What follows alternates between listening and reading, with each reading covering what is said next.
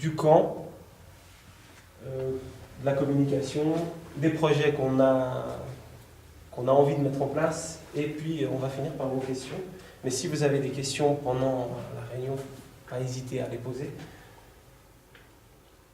Je te laisse commencer. Ouais. Donc, pour commencer avec la pédagogie, vous êtes peut-être rendu compte, ou alors vous allez vite vous rendre compte qu'on a une pédagogie qui est assez particulière. Ça fait maintenant, bon moi ça fait 2 ans que je suis là, donc on a vraiment une posture d'enseignant.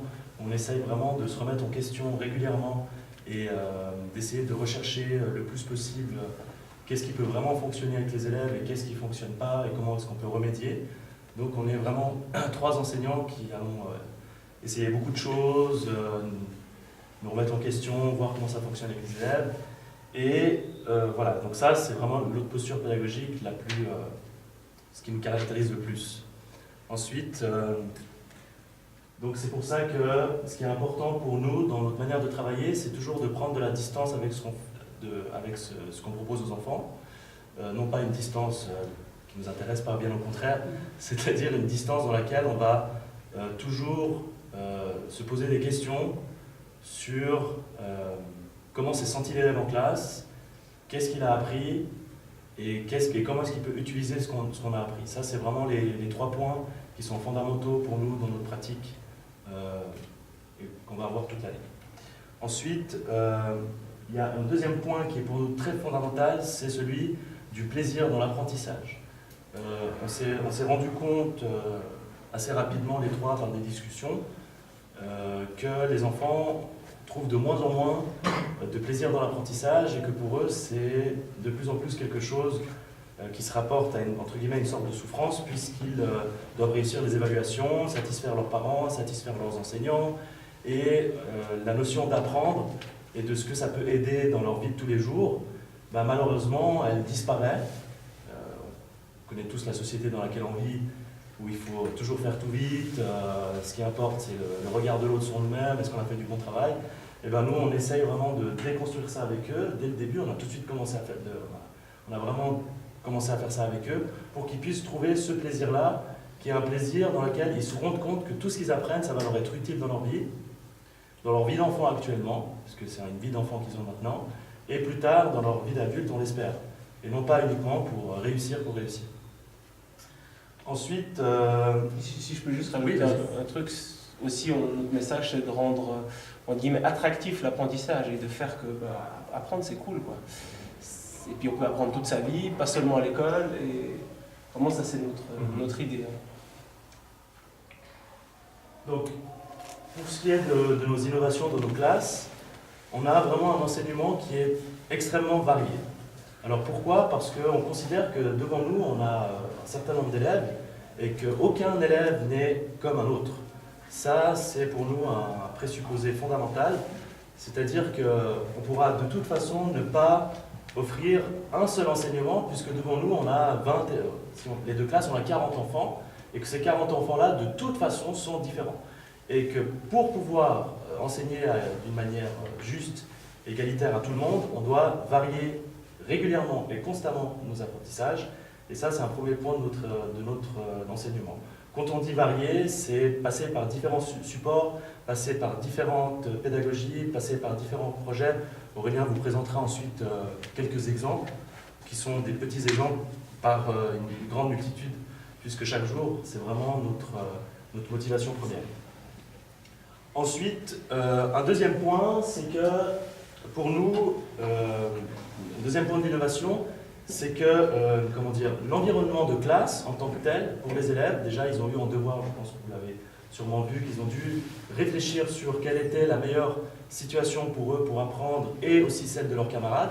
Donc on leur a proposé une réflexion qu'ils ont tous fait avec beaucoup de sérieux et que demain on va décortiquer et analyser pour qu'ils puissent trouver la meilleure solution, la meilleure posture pour apprendre. Donc par exemple l'année passée, c'était la première fois qu'on mettait ce système en place. Et les enfants avaient décidé communément, avec une réflexion, un partage, de ne plus avoir de bureau attitré.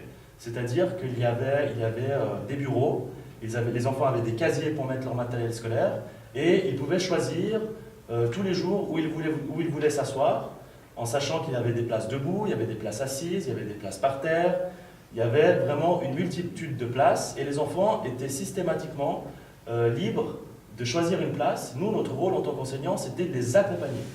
C'est-à-dire les accompagner dans le bon choix de la bonne place. Ce qui est justement pour nous un travail intelligent, entre guillemets. Parce que l'enfant, il se responsabilise et à ce moment-là, il se dit « Ah bah tiens, je suis actuellement en mathématiques. Si je me rends compte que j'ai en ce moment certaines difficultés ou j'ai peut-être besoin de plus d'attention, est-ce que j'aurai meilleur temps de me poser à cette place ou à une autre? Et comment est-ce que nous, en tant qu'enseignants, on peut les guider pour trouver la bonne place? Ensuite, ça ne veut pas dire que vos enfants vont choisir ce système-là. Le système sera donc choisi communément avec eux et on aura la surprise, en même temps qu'eux, de trouver ce qu'ils ont pu penser pour la suite de leur année scolaire. Je peux juste dire un truc, oui. C'est quelque chose donc, qui se construit ensemble et qui évolue. C'est pas quelque chose qui s'arrête dans le temps et on reste, on essaye, on voit, ça marche pas, on modifie avec les enfants pour qu'ils soient partie prenante du projet, pour qu'ils se sentent concernés et du coup, pour que ça fonctionne. Parce que comme j'ai essayé de le dire au début, vraiment notre posture première, c'est de ne plus imposer, en fait. On ne veut plus imposer à vos enfants quelque chose, au contraire, on veut les amener à réfléchir à ce qu'ils ont besoin pour eux et pour la collectivité, c'est-à-dire la classe dans laquelle ils sont actuellement. Parce que bien sûr, on pourrait très bien dire, voilà, c'est votre bureau, il le restera pendant le premier trimestre, mais nous, on essaye vraiment de les amener à réfléchir à ce qu'ils ont besoin, et ce besoin-là, bien entendu, comme nous tous, évolue dans le temps. Un besoin évolue, et eux, on va les amener, les guider à comprendre que ce besoin évolue. Ensuite, un troisième point pour nous qui est aussi fondamental, c'est que l'apprentissage, pour nous, il passe bien avant la réussite. Donc pour nous, on est beaucoup plus attentif à ce que vos enfants apprennent quelque chose, plutôt à ce qu'ils réussissent leur évaluation. On vous montrera tout à l'heure aussi un exemple de comment est-ce qu'on a pensé le système par rapport aux évaluations, en sachant bien sûr que tout ce qu'on fait est en accord avec le DIP et tout ça, donc on n'est pas à côté de la plaque, on n'a pas encore... voilà, c'était la petite parenthèse institutionnelle. Au lieu d'amener vos enfants tout droit comme ça, nous on va faire un petit contour, mais pour les embarquer avec nous en fait, c'est ça la différence. C'est soit, en fait on a deux solutions, c'est soit on y va bulldozer comme ça, ceux qui viennent, ceux qui viennent pas, ils partent un peu voilà, sur les côtés. Si on image la chose comme ça, c'est assez barbare. Et nous, on n'a pas envie de ça. On a envie de pouvoir les embarquer, quitte à faire un petit crochet, mais en bout de course, on arrive au même point. Et ça c'est important. Excusez-moi, j'ai une question. Oui. Vous êtes arrivé comment à cette pédagogie, la démarche? Comment ça s'est... Moi, je peux répondre. Parce que moi, ça fait quand même 11 ans que j'enseigne. Et au tout début de ma carrière, en fait, moi, j'ai pas réussi à l'école. J'étais pas très bon. J'ai détesté ça. Et c'est peut-être ma plus grande force, hein, mon plus gros point fort comme enseignant. En fait, je suis arrivé à... J'ai essayé de mettre les enfants dans un système. C'est-à-dire le système scolaire. Pour moi, c'était faire des fiches, apprendre, écouter ce que le maître dit et appliquer simplement ce qu'il te dit de faire. J'ai essayé beaucoup de manières de faire ça. Et je me suis rendu compte qu'il y avait quand même des enfants qui n'arrivaient pas à accrocher le wagon. Et je me suis retrouvé il y a 4-5 ans avec une classe où il y avait 11 élèves qui n'avaient pas la moyenne dans ma classe. Et à la fin du premier trimestre, je me suis dit, si je continue comme ça, moi je vais droit dans le mur. Puis c'est pas possible parce que moi, quand les enfants sont en échec, ça me rend fou, hein, vraiment. Donc, je me suis dit, il faut changer les choses. J'ai eu la chance, personnellement, de faire une formation d'anglais qui m'a ouvert un peu une voie sur comment on peut faire autrement, comment on peut prendre plaisir en apprenant, comment on peut faire des jeux, puis on peut apprendre tout aussi bien, voire bien mieux. Surtout, et ça m'a amené cette réflexion de variation. Puis après, on a pu travailler avec Raël et Zach, et c'est vrai qu'on s'est trouvé un peu à faire ça, parce que je le faisais moi tout seul dans mon coin, puis eux ils le faisaient tout seuls dans leur coin, on ne travaillait pas dans le même degré. Et progressivement, on s'est parlé, et en fait une idée en amène une autre, et etc. C'est comme ça qu'on en est venu à cette variation qui est très importante. Après on s'est beaucoup renseigné, pardon. Zach il lit énormément dans sa posture de chercheur, donc ça nous a apporté aussi énormément de réflexion. Mais c'est vrai qu'après on passe des heures à discuter, hein. On aime beaucoup ça d'ailleurs. Voilà, on passe des heures, des fois au téléphone, hein, 8h le soir, quand les enfants sont couchés, on discute pendant 2-3 heures. Ça arrive souvent, voilà, on se pose beaucoup de questions. On fait pas ça, ouais, on a une idée, puis on le fait n'importe comment. C'est pas hasardeux. Voilà, c'est pas On réfléchit à ce qu'on fait. En fait, c'est à force de se rendre compte qu'on en laissait sur le carreau malgré nous, et ça ne nous plaît pas, ça nous insupporte, qu'on s'est dit comment trouver le moyen pour essayer de raccrocher toujours les wagons. Et voilà. Donc pour continuer, il y a d'autres questions, il ne faut pas hésiter. Hein. Et puis bien entendu, on le dira encore et encore, vous êtes bien sûr les plus grands invités à notre réflexion, puisque vous avez vos enfants la moitié du temps aussi. Donc pour nous, ça sera aucunement ressenti comme une intrusion dans notre profession ou quelque chose comme ça. Si vous aviez toutefois des remarques à nous faire ou des suggestions ou quelque chose, on est de toute façon ouvert à ce genre d'échange entre nous, puisqu'on considère aussi que vous en sachez autant, sûrement plus que nous sur vos enfants, et sur des choses que nous on ne voit pas en fait. Et voilà, donc ça c'est la petite parenthèse. Et pour continuer, donc, le prochain point c'est la responsabilité, ça c'est une chose essentielle. Donc responsabilité, mais pas responsabilité comme on l'entend tout le temps, je pense que vous l'avez aussi beaucoup entendu, c'est-à-dire range tes affaires, classe tes fiches, etc. Donc bien entendu, ça fait partie de la responsabilité, mais également une responsabilité dans le sens où je suis moi-même, en tant qu'enfant, en cette paix, je suis responsable de ce que je suis en train d'apprendre actuellement. Et si je le fais, je ne le fais pas pour l'enseignant, qui me juge actuellement, ni pour mes parents, ni pour espérer passer l'année prochaine. Je le fais pour moi-même, pour développer mon savoir. Et ce savoir-là est sa richesse, en fait. C'est ça son salaire, en fait. Son salaire, c'est pas les notes à la fin, mais c'est justement ce savoir qui évolue. Donc pour nous, ça, c'est aussi un point important. Je peux rajouter juste un truc. Bien sûr.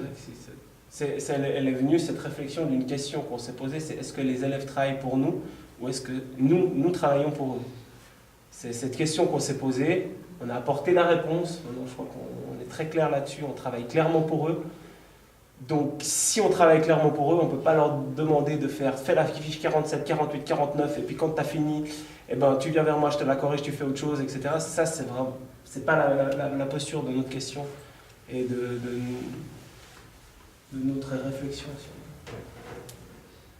Et un dernier point, pour nous, l'appréciation de ce qu'on fait comme enseignement et de ce que font les élèves, elle est partagée. C'est-à-dire, elle est partagée entre nous et vos enfants. Dans le sens où vos enfants seront régulièrement amenés à évaluer notre enseignement avec des grilles qu'on a préétablies nous-mêmes, dans lesquelles, en fait, quand on leur donne leur carnet, eh ben, ils auront aussi un moment où ils pourront évaluer ce qu'on fait et noter leurs besoins. C'est-à-dire, ils vont nous mettre des notes, donc vous allez le recevoir, ils vont mettre des notes. Donc, bien sûr, on va leur apprendre à faire ce genre d'évaluation, puisqu'on va les rendre responsables. On ne va pas juste leur donner et leur dire « bon, maintenant, évalue-moi ». Ce n'est pas l'idée, parce qu'ils n'ont aucune notion de qu'est-ce que c'est évaluer. Donc tout ça, ça s'apprend. Et à partir de là, ils pourront nous faire des remarques, des critiques, qui pour nous sont fondamentales. Parce que, pour nous, vos enfants sont des enfants savants. C'est des enfants qui savent. Ce pas des enfants qui ne savent pas, qui attendent juste d'avoir du savoir. Ils savent tous beaucoup de choses, énormément de choses. Et puisqu'ils savent, ils ont un droit à une parole. Et cette parole-là, on l'autorise dans nos classes. Sous certaines formes, bien entendu, mais elle est autorisée. Et donc, voilà, ils seront amenés à faire ça. Et ensuite, pour les évaluations, nous, ce qu'on va faire cette année, c'est qu'on va remplir les carnets, donc les commentaires, avec vos enfants. C'est-à-dire que vos enfants, ils ne vont pas recevoir tout d'un coup par surprise un carnet avec un commentaire. On va prendre du temps avec chacun d'entre eux pour qu'ils puissent s'auto-évaluer, lire le commentaire qu'on a fait, nous proposer peut-être une modification, une raison de modifier, ou de rajouter quelque chose, ou de supprimer quelque chose, parce que ce sont leurs commentaires. Ce ne sont pas des commentaires pour vous, en fait. Ce sont des commentaires pour eux, et premièrement pour eux, mais ce commentaire-là, puisque vous êtes leurs parents, vous devez le voir, bien entendu. Mais pour nous, le commentaire, d'abord, il est pour eux, parce que c'est eux qui sont à l'école. C'est eux qui sont responsables de ce qu'ils font. Et donc, on va les amener, par différents moyens, à se responsabiliser aussi. Bah, oui, effectivement, vous m'avez marqué ça, ou Ren m'a marqué ça, ou vous m'avez dit ça, est-ce que je peux rajouter? Donc voilà. Donc l'enseignement, il est partagé, il est évalué des deux côtés. Bonsoir. Voilà, pour ce qui est de l'innovation. Ensuite, un dernier point, c'est celui de la coopération. Alors, la coopération, pour nous, on la voit vraiment comme on ne peut pas coopérer. On s'est rendu compte qu'il est très difficile de coopérer avec vos enfants si on n'est pas dans un lieu où on est en totale confiance. Et je pense que le plus difficile, c'est vraiment de créer ce lieu de confiance où vos enfants peuvent nous parler vraiment de ce qui leur fait rire, de ce qui les chagrine, de ce qui ne les intéresse pas du tout, de ce qui les intéresse, et qu'ils puissent le dire vraiment librement. C'est-à-dire que pour nous, ça doit pas, c'est pas déplacé si un enfant nous dit que le cours actuellement est vraiment ennuyeux et qu'il préfère dessiner à sa place. Parce qu'on préfère que vos enfants le disent plutôt qu'ils dessinent à sa place en cachette et que pour nous, face à 20 enfants, on ne le voit pas en fait. Parce que oui, et ça nous arrive tout le temps de ne pas voir un enfant qui a justement appris à faire semblant d'écouter. Ils sont très forts. Ouais, et ils sont très forts.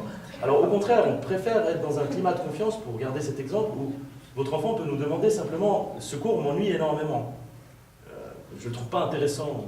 Et là, on peut justement travailler ensemble pour « ah bah tiens, effectivement, il ne le trouve pas intéressant » ou plusieurs d'entre eux ne le trouvent pas intéressant. Bah, qu'est-ce qu'on pourrait faire pour le rendre intéressant? Parce que ça, c'est notre travail.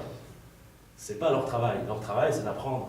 Nous, notre travail, c'est d'espérer qu'ils aient du plaisir à apprendre avec nous. Et donc, voilà, par exemple, ensuite, il y a plein d'autres choses, mais le but ici n'est pas de lister toutes les différentes étapes de la confiance, mais en tout cas, pour nous, c'est quelque chose de très important. Ensuite, un deuxième point dans la coopération, c'est qu'il faut absolument respecter les différences de chacun.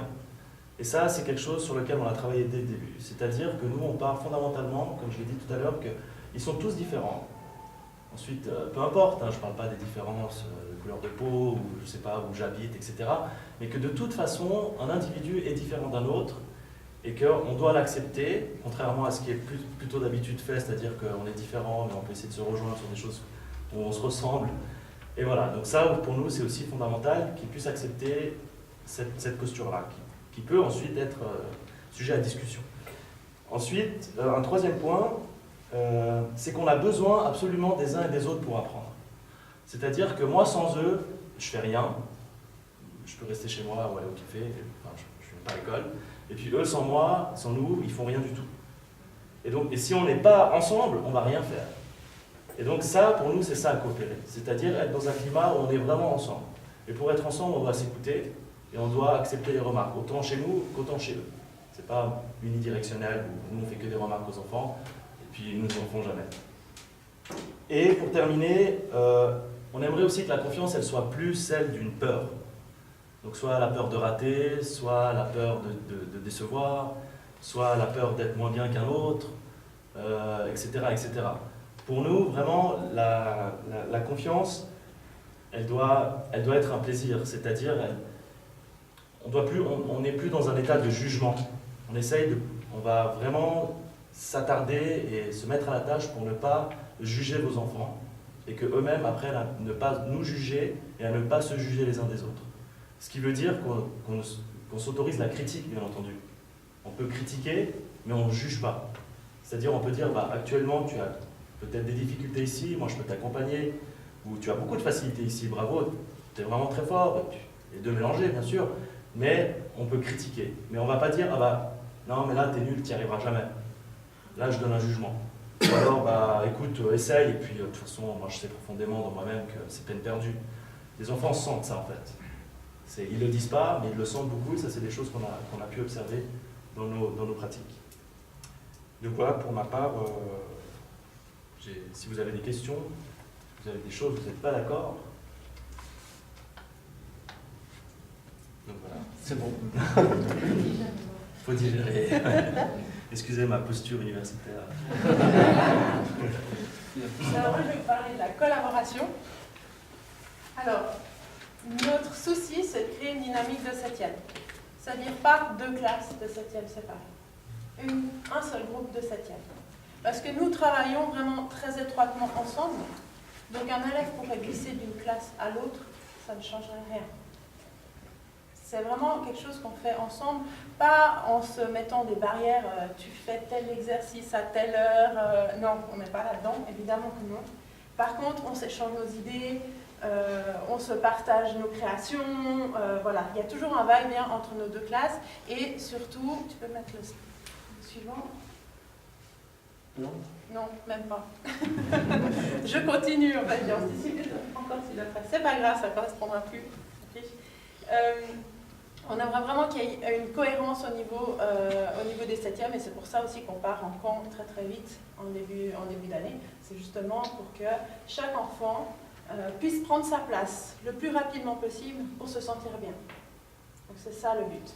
Donc les enfants vont être amenés à collaborer à l'intérieur de la classe, vont être amenés à collaborer entre les deux classes, et ceci de manière très fréquente et très variable. On change les groupes un peu tout le temps. C'est pour développer aussi des compétences de collaboration qui sont absolument essentielles de nos jours, ne serait-ce que même pour le futur métier. Donc voilà, ça, pour nous, ça se commence très tôt. Oui. Et puis pour collaborer ensemble, il faut évidemment qu'il y ait un bon état d'esprit.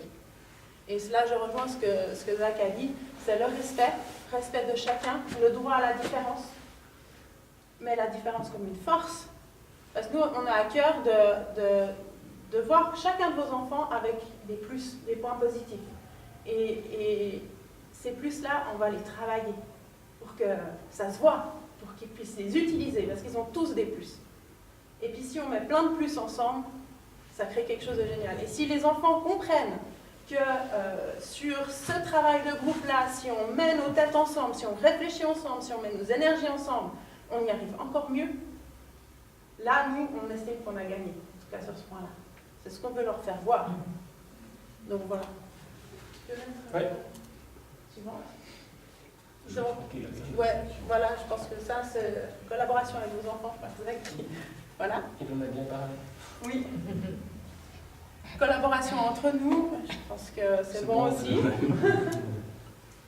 Et collaboration avec vous, ça c'est encore un point très très très important pour nous. Il est absolument nécessaire pour nous d'avoir votre confiance. Comme nous avons confiance en vous. Les enfants, c'est comme dans un couple parental, si on veut, ou dans une famille, dans un groupe familial. S'ils sentent qu'il y a de la confiance, de la collaboration autour d'eux, ils s'épanouissent. Et voilà, c'est pour ça que nous, on veut travailler avec vous. Finalement, on veut la même chose, en fin de compte. On passe beaucoup de temps avec vos enfants. Je peux faire une petite parenthèse émotionnelle, mais on est humain, on s'attache à eux, ça c'est sûr. À tous. On s'attache toujours à tous. Et puis si on peut les faire grandir, si on peut les faire s'épanouir, nous, on est heureux aussi. Enfin, c'est notre travail, tout simplement. Et donc, c'est important pour nous que les parents soient avec nous et qu'on travaille ensemble. Et c'est pour ça que le dialogue est toujours ouvert entre vous et nous. Et s'il y a quelque chose à demander, des précisions, s'il y a quoi que ce soit, un souci, peu importe, notre porte, elle est ouverte. Et plutôt que d'avoir des situations où on ne sait plus trop où se situer, on préfère que les choses elles se disent, elles se discutent, voilà. On ne pourra certainement pas contenter le 100% des demandes, mais par contre, une chose qu'on peut juste promettre, c'est de faire de notre mieux. Je pense que c'est déjà pas mal. Voilà. On va trouver des compromis, on va trouver des choses, des solutions. Si un enfant ne va pas bien, si vous sentez qu'il y a un souci par rapport à ça, venez nous le dire avant que ça prenne des ampleurs pas possibles. C'est vraiment important. Voilà, donc collaboration entre vous et nous.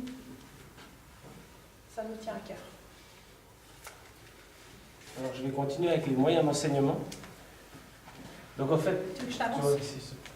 Donc en fait, les moyens d'enseignement, on en reçoit officiellement. Et puis, voilà, ils sont tous basés sur... En fait, nous, je vais recommencer. On a des objectifs d'apprentissage qui sont très clairement détaillés dans le plan d'études roman. Je vous ai mis le site là. Vous pouvez aller voir. Vous pouvez aller voir, c'est ouvert à tout le monde. Après, c'est pas nécessaire forcément parce que c'est notre travail comme d'aller voir et de regarder ce que vos enfants doivent apprendre. Et voilà, nous on se base là-dessus et notre objectif c'est d'apprendre à vos enfants ce qui est marqué là-dessus. Et puis les moyens qu'on utilise pour y arriver, ils sont, comme l'a dit Zach, très variés, extrêmement variés, parce qu'on estime que chaque enfant est différent, comme il a dit, donc chaque enfant apprend d'une façon très différente.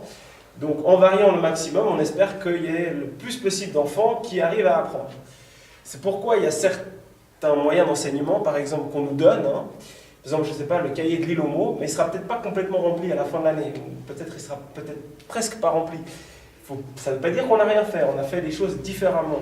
Voilà. Donc, je vous donne des exemples de variations d'activités et des moyens. Voilà, le jeu, par exemple, on a remarqué que pour apprendre plus efficacement, ce qui permet au maximum d'enfants d'apprendre, c'est de jouer. Donc, on essaye de créer des activités qui permettent de jeu, mais qui permettent d'apprendre les notions qu'on doit apprendre. Donc, on le travaille avec les enfants. On ne fait pas juste un jeu, puis le but c'est de gagner, et puis c'est tout. On travaille avec les enfants, regarde ce que tu as appris, regarde ce que tu dois apprendre, réfléchis-y. On est avec eux, on joue avec eux d'ailleurs beaucoup, pour qu'ils apprennent là-dessus. On va faire un jeu de grammaire. Voilà. On va faire un jeu de vocabulaire d'allemand. On va faire un jeu... voilà. On fait beaucoup. Qui veut gagner des millions de maths? Plein de trucs comme ça. Oui, on a fait des jungle speed, c'est ça. Des jungle speed. Et ensuite, vos enfants vont eux-mêmes créer des jeux, petit à petit. Ils vont eux-mêmes créer des jeux. Et là, alors là, c'est le top. Donc ils vont, on va leur présenter la notion, c'est sur quoi on veut vraiment arriver. D'ici 4-5 mois, hein, ça prend du temps. Mais vos enfants seront, voilà, là on a cette thématique qu'on doit travailler. On va la travailler et puis maintenant vous allez vous-même créer un jeu pour qu'on puisse jouer ensemble et travailler ces notions. Ils sont formidables, hein, vos enfants. Ils vont trouver des millions de manières de jouer pour apprendre, parce que c'est des enfants, ils aiment jouer. D'ailleurs, nous aussi, on aime comme jouer aussi. Donc voilà. Donc là, je vous présente d'autres variations d'activités. Il y en a beaucoup. On a pédagogie de projet, par exemple. Là, on a fait cette année, on a fait le budget du camp. Ça, c'est une pédagogie de projet. Voilà. Le budget du camp, ils ont dû le calculer, tout savoir dessus. Juste, pédagogie de projet, c'est un mot très universitaire. Ça veut dire en gros que les enfants vont travailler beaucoup de notions dans une seule activité. Ils vont faire du français, des maths, de la géographie, de la science, je ne sais pas, peut-être même de l'anglais, en faisant une activité. Donc c'est une activité qui est vraiment pensée de manière très complexe, mais dans laquelle les enfants vont travailler une multitude de choses. C'est ce qui se rapproche en fait de ce qu'on fait tous les jours. Parce que c'est très rare où dans notre quotidien, on arrive et puis on nous dit « Bon, alors là, pendant 1 heure, tu vas faire que des maths, et puis ensuite, quand tu auras fini, tu feras que du français. » Au contraire, un mathématicien ou quelqu'un qui travaille dans un bureau et qui rédige des lettres et qui calcule des budgets, il écrit une lettre, il calcule les budgets, il fait les choses en même temps, il discute avec ses collègues, il ne fait pas les choses les unes après les autres. Donc nous, on essaye de temps en temps à les amener à vraiment faire des choses tous en même temps. Ce qui est complexe, et ce qui demande beaucoup de connaissances et de savoir, et ce qui est très intéressant pour eux aussi, très motivant. On va quand même utiliser les moyens qu'on nous a donnés. Je le dis quand même. On va faire beaucoup de travail de groupe, ça il a déjà bien expliqué. Puis la création d'activités. Pardon, Aurélien. Merci. Et puis on a un projet, parce qu'à la base on a créé donc, les devoirs inversés. Raël va vous en parler, vous expliquer ce que c'est.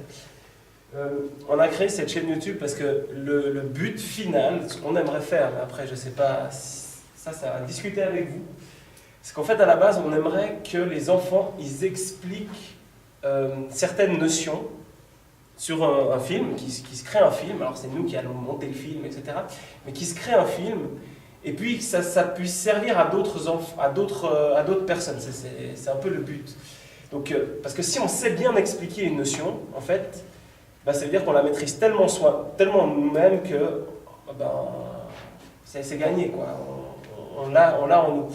Donc, notre projet, mais ça c'est avec votre accord, et est-ce qu'on peut aller plus loin maintenant ou pas, ça dépend de vous, parce que moi je comprends qu'on peut avoir des réticences. Ça serait que les enfants, à la fin d'une leçon, on a travaillé sur l'accord du participe passé, je ne sais pas, je dis quelque chose, ils se filment, ils créent eux-mêmes une leçon dessus, ils se filment, Donc après on monte le film, ça c'est nous qui allons faire parce que c'est quand même compliqué. Et puis une fois qu'on a monté le film, on diffuserait leur leçon sur notre chaîne. Et comme ça les enfants pourraient aller après regarder. Alors, moi je ne dis pas que je vais le faire, hein, c'est une idée, un projet. Je ne sais pas si vous comprenez ce que je veux. Oui. Et ce que vous en pensez, justement, c'est une question que j'ai. Vous avez le droit d'être pas d'accord, je comprendrai très bien, je ne vais pas du tout être vexé.